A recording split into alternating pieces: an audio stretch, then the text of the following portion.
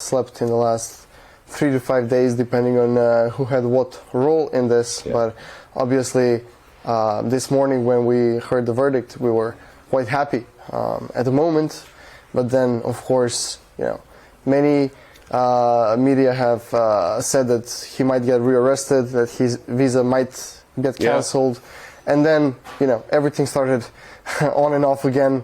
Like we just came back 6 days ago, so it was very tough for us. Obviously, I would just like to say for my mom and for my dad especially, they've been very emotional. It's been very tough for them, and this is what I wanted to say is it's been very tough for us to stand by him, defend him, and take care of him, and at the same time not offend anybody else. Because obviously we don't want to do that. We don't want to attack anybody. It's just about protecting one of our own. It's protecting somebody that did absolutely nothing wrong, which was actually in the verdict, right? He did nothing wrong. Yeah, he did everything according to the law. He obeyed the rules he was given. And exactly. So this is the point we were trying to make, and we did not organize all of those gatherings and the press conference to attack anybody. It was for the sole purpose of spreading the word out there and for introducing the people to his case, and for obviously showing and sending a lot of love for Novak, for him to fight it off. And I'm just glad the law still works, and this is something that we're looking forward to. Yeah, and he was back on a tennis court this afternoon, so that is pretty good news. It's a beautiful picture. Yeah, but where he was kept, it was basically a detention centre. He was arrested. It looked pretty awful, pretty grim, and I know that your mum, your dad, your uncle, yourself, you've had some very tough words to say about the conditions that he was kept in. Of course. We said goodbye to him. He was off to Australia. We said, hey, off you go, good luck. Bring back another trophy. And then about 30 hours later, he was kept in some sort of prison. They were questioning him, took away his phone. But I don't think any of this is important right now. The thing is that even when we discussed the conditions in that accommodation that he stayed at, the immigration accommodation center or whatever they call it. Yeah. It looked pretty grim. It did. And we all know that. But he did not want to talk too much about it because obviously he was introduced very early that there are many other cases in the same accommodation that he's staying at from 3-4 months until all the way to 9 years. I heard this, yeah. This is something that hurt him quite a bit. This is something that kept him going, and he did not want to say, listen, this is not good, or the food is not great, or whatever, because he knows that many people right there have been dealing with this problem for a very long time. Especially, we heard a case about 9 years. Obviously he feels very sorry, and this is not just a fight for him, this is a fight for all of them, and we really hope everything will work out for them as well. Now, coming here to Belgrade, to Serbia, I think it's difficult perhaps for British people at home to understand just the level of fame that your brother's got. He's on posters and billboards. He is a national, you're a small country, 7 million people, and this guy, who's won 20 Grand Slams and all the rest of it. He is the most incredibly famous figure, and he's still only 34. Exactly. He's been growing up in one of the most difficult times for our country. Explain that to people, please. And the 1999 NATO bombings and the sanctions, and we had a very, very difficult times throughout the history of Serbia. Belgrade has been in ruins more than 20 times. We came back and we built it up. We're still 7 million population in Serbia, and we're still fighting to get there. We never attacked anybody. We're the ones who are always defending, and this is about him growing up in a very difficult times. Well, and you practicing exactly.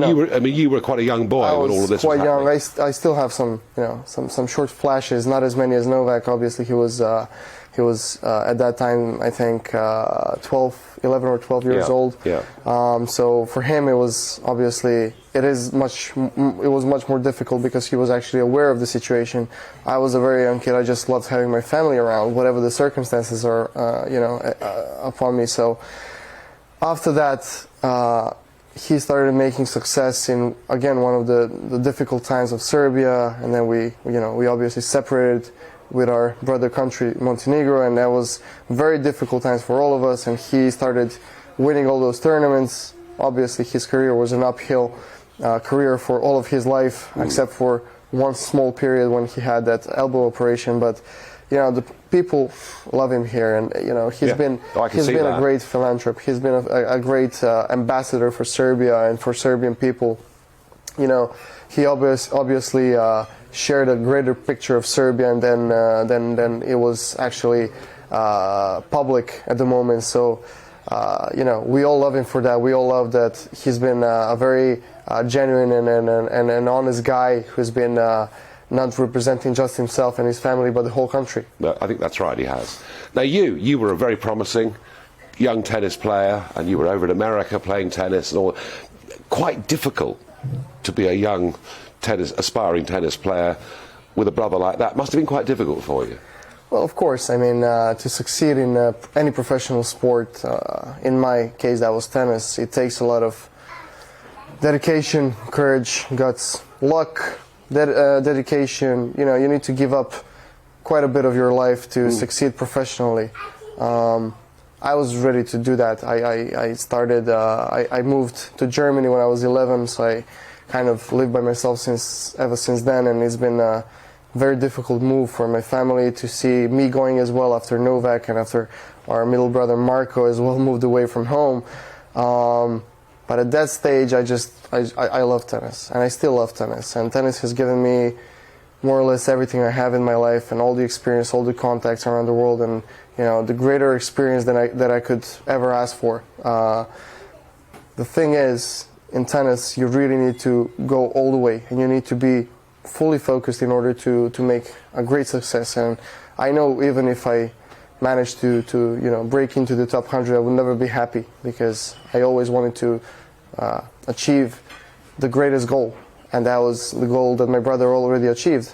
I've never had any sort of issue with him being as successful. Okay. He was always somebody that I looked up to, and even though, and I'm being objective, even though he's my brother, he really was a life role model for me on and off the court, and he still is. And for our family, we all started playing tennis. That's great.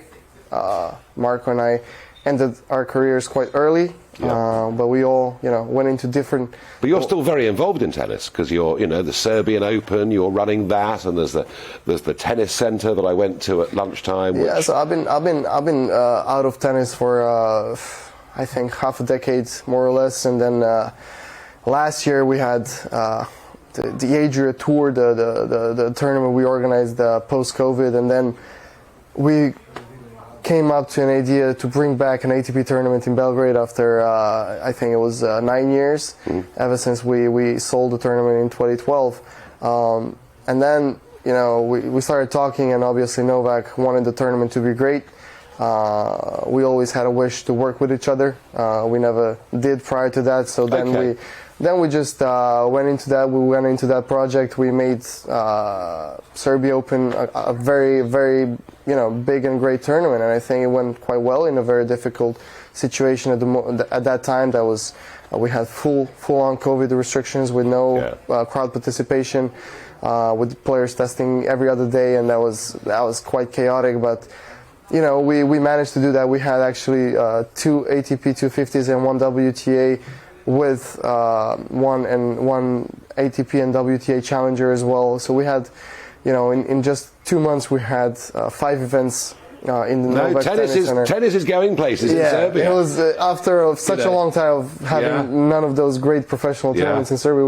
We just kind of had 5 in 2 months. Good for you. Yeah. Now just share with the audience what we've got here. These are the Australian replicas. There was 9 of those. I looked at your cabinet earlier, and I'm told that after the court judgment this morning, they're having to redesign it, so there's room for a 10th. And these are the number 1 in the world. Cups. It's pretty amazing, and it's pretty amazing. I mean, when we look into the Grand Slam trophies, there's 20. Then he's got how many year-end ones? 7, if I'm not mistaken. 7, yeah. I mean, that's just it's amazing. off the charts. Yeah, I mean, we kind of we forget about what he actually did because you get lost into so much success. He wins tournament after tournament. He comes back every Grand Slam and he just goes all the way, and then he loses a final like he did against Medvedev in New York. Yeah. And then you just get sad, and then you know, what if? Yeah. But then you come back 2 days later, especially in this small museum that my father made, and It's fantastic. And it's kind of. It's been a great privilege, can I say, Djordje, to meet you, to come and spend some time here with the family. It's been my pleasure. And when you're over for Wimbledon, I look forward to catching up with you again. Likewise. And thank you for joining us here on Talking Pints. Thank you very much. Thank you. Well, that was Djordje. And wasn't that great? And what a family they are.